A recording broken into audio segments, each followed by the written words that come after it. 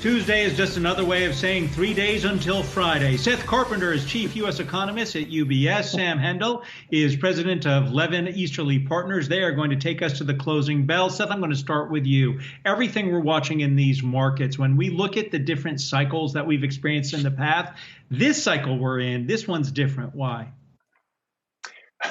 Very, very different because nobody's had an experience with the pandemic like this before. I mean, I think the key is over the next couple of months, watching how COVID cases fall, watching how hospitalizations fall, watching how the vaccine rollout continues. I think when the average consumer feels much safer, much more confident with where things stand, we're going to see a real comeback in spending by consumers, especially on services. And that's going to be a real change, I think, this time around. Okay, Seth and Sam, hold on one sec. We want to bring in our markets reporter, Ines Frey, for a closer look at some of the movers in the final minute of trading. Ines? And Shauna, just taking a look at the Nasdaq, where we have seen most of the action today, definitely off those lows from this morning when the Nasdaq was down more than 3%. You can see that Tesla earlier this morning had been down more than 10%. It looks like it will finish the session off by about 2%. Apple had been down about 5% during the lows of the session earlier this morning, a move it hasn't seen since late October, but it looks like it will end flat for the session. Also, we're looking at Amazon, some of these big cap names that had been in red territory, flipping into the green in the last hour of trading. We're also taking a look at the Dow to see what's happening there on the Home Depot, down more than 2.5%. The company didn't provide formal full year guidance in its release for its fourth quarter results because it's not sure how long this pandemic will take, how consumer habits, spending habits will be, and therefore the stock's getting punished. You're seeing Disney today up more than 2%. Some of the reopening trades, some of the travel trades are in the green. Here's the closing bell for today.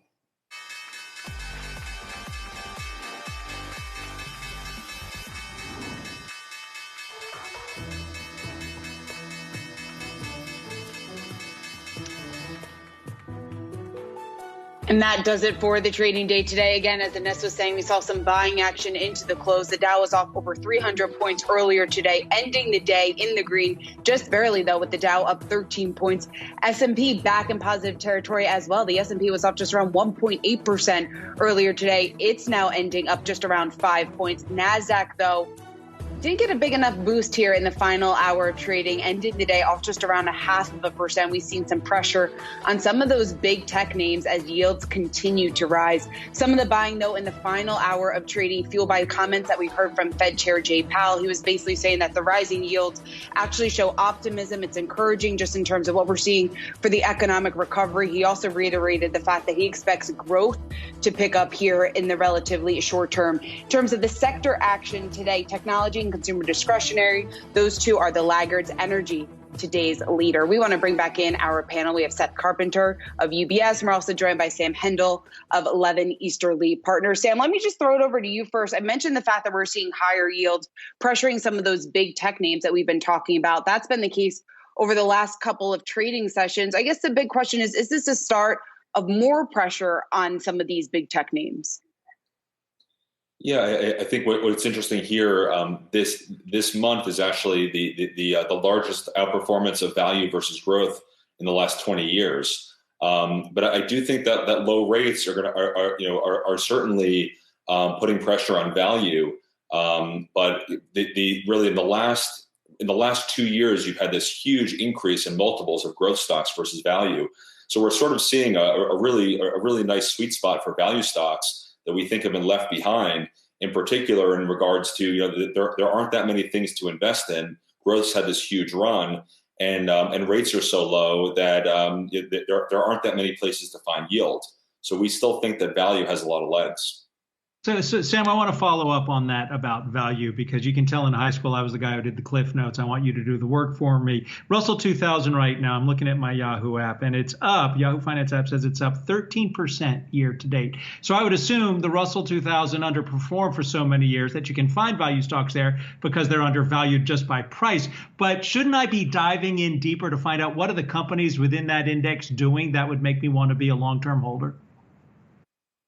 Absolutely. And, just because companies are cheap doesn't mean they're very interesting. So I don't think it's just putting up a screen and saying, here are the cheap companies, here are the more expensive companies, let me invest. It's all about doing deep dives into the stocks. And for me in particular in our firm, we're looking for catalysts that can unlock some of these cheap stocks that are out there. And so I think it really is key to have stories and things that that we can predict that are going to happen in the future to unlock some of this valuation discount. And I certainly don't think I think it's using a scalpel, not using a broad brushstroke on cheap stocks and doing it that way. We have some breaking news. We have earnings results from Intuit, I believe. Emily McCormick is standing by with those results for us. Emily. Shauna, we're taking a look at some mixed results here from Intuit. They did beat just slightly for their fiscal second quarter results. Guidance for the third quarter was a big beat, but they did maintain their guidance for the full year when some analysts had been expecting them to actually improve that outlook on the top and bottom line. Now, going through these numbers, we had fiscal second quarter adjusted earnings per share coming in at 68 cents. That was down year over year, but still a beat compared to estimates for 67 cents a share. Now, net revenue of $1.58 billion, also down about 7% year over year, but again, just a tick above consensus estimates for $1.57 billion. Now, taking a look at their third quarter forecast, so that's the forecast for the current quarter, the company sees revenue of $4.61 billion to $4.66 billion, a massive beat compared to consensus estimates for $4.38 billion, and their outlook on the third quarter adjusted earnings per share also a beat at between $6.75 to $6.85. Now, also want to finally take a look here at their full year forecast. The midpoint of their adjusted earnings per share outlook of between $8.20 and $8.40 did miss estimates for $8.38. We are seeing shares of Intuit under a bit of pressure here in late trading as a result of this. But overall, again, a bit of a mixed report here from Intuit. Shauna and Adam. Intuit shares off nearly 3%. All right, we want to get back to the big story of the day, and that, of course, is the comments that we got from Fed Chair Jay Powell. The one thing that investors were closely listening for, Seth, was any comments on inflation. The Fed has long been saying that the rise in rates, they don't see it as problematic. My question, though, to you is, do you see it as problematic? Is it problematic? I mean, I think so far the sell-off in rates hasn't been too big of a problem. It depends on the time horizon you're looking at. I think there was a bit of scare in markets last week because we started to see more of the move coming in real yields. And if that were to go too far, then I think it could potentially cause some issues for risk assets. And I think the real concern is if it goes so far that it starts to impair the recovery, then it becomes a problem. So far, I think we're in good shape. But it's something absolutely to watch. The Fed, as you point out, though, seems to be very, very unconcerned about the rise in yield so far. Seth, one of the things you pointed out skillfully is that we can have head fakes. And when you do this day to day, as we do, we look at the data that comes in day to day, retail sales, for instance. But you point out, be careful. There are head fakes there, and there may be another one coming with tax refunds. Explain this. Yeah, so, economists love to seasonally adjust the data month to month. Different things happen different months on a regular basis, and you wouldn't want to be surprised, that vacationing at the beach in the month of February is low. That's sort of the standard order of things. And so what we saw with the last retail sales report for January was a really big positive report, but that was because the decline in retail sales from December was much, much, much smaller than it normally is. Because it turns out last December just wasn't any great shakes when it comes to normal retail sales spending. And so that really seemingly strong January print absolutely overstates the strength in consumer spending. Now we think about what we're going to get in February. Well, most Februaries are when people get their tax refunds, and a chunk of that goes into spending. Tax season has been delayed this year by at least a couple of weeks. Refunds going out of the door from the IRS have been on the low side. We could be lower by about $100 billion of refunds this year than usual. And if the seasonal adjustment factor, the one that compares this February to normal February, says, wow, there's less spending this February than there normally is, that's going to look like a terrible print. And I think that's going to be worrisome. It's not going to change my view on the underlying economy. And so that's the kind of noise we want to start to look through. Well, to follow up to that, then, we were just talking about in the last segment a number of economists coming out raising their GDP forecast. I'm not sure whether or not you have raised it. I don't believe yet, and just in terms of when we look at the rest of the year. But then are they doing that prematurely, if that could be the case, in terms of some of the risks that are out there? So no, I don't think so. I think a couple of things have become clear over the past month or two. So in particular, the fiscal package that's being debated now. When we came into the year, now President Biden was saying how he wanted to go a bipartisan route, and so we initially assumed that was going to mean a much smaller package. But it's become more and more clear that the Democrats are going to go on a partisan basis using reconciliation for a much larger fiscal package. But that's been known now for a few weeks. And so what we've said is, yeah, that's going to matter. That's probably going to push GDP growth for the year above where Chair Powell was. We think it'll probably have a 7 handle on it.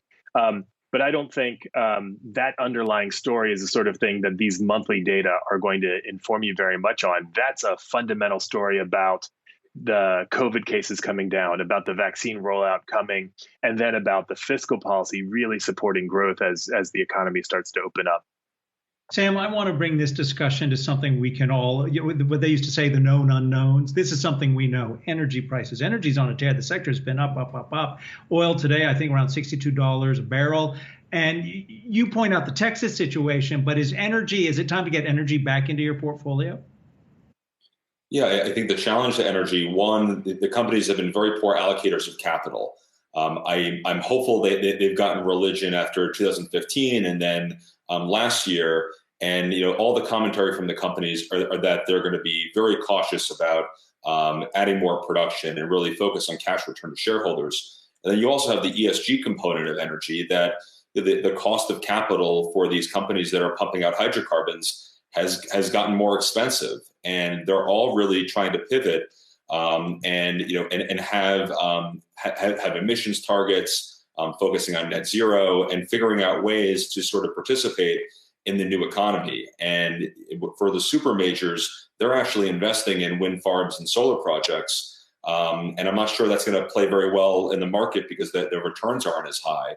And then you have the E&Ps who are much more focused on just on return of cash to shareholders. And I think that's going to be a big benefit to holders of these energy companies. As the price goes higher, there's some restraint on the CapEx, and I think you're going to see that accrue to shareholders. So I want to get your thoughts on the housing market. It's been one of the areas of the economy that has been so resilient over the past year. We just got another strong report out from Case-Shiller this morning in terms of home prices. What are you expecting to see on that front going forward? So the housing market absolutely is on a tear. We've got low interest rates. We have the middle and upper end of the income distribution fared far better during the downturn than the middle and the lower end of the income distribution. And so there's a lot of demand there. And then the number of people in that sort of first-time home buyer age bracket is large, and it's going to stay there for a while. So there's some real strong fundamentals there for the housing market. I think on top of that, as people are trying to reassess where they want to live following the pandemic, in cities or not in cities, that could also be a little bit of a tailwind to single family homes as well. So we're pretty constructive on where the housing market is going for the near term. Seth Carpenter is Chief US Economist at UBS. Sam Hendel is the president of Levin Easterly Partners. Sam, I just got to let you know, when you said the energy companies get religion, I wanted to say, can I get an amen, please? Both of you, thank you so much for joining us.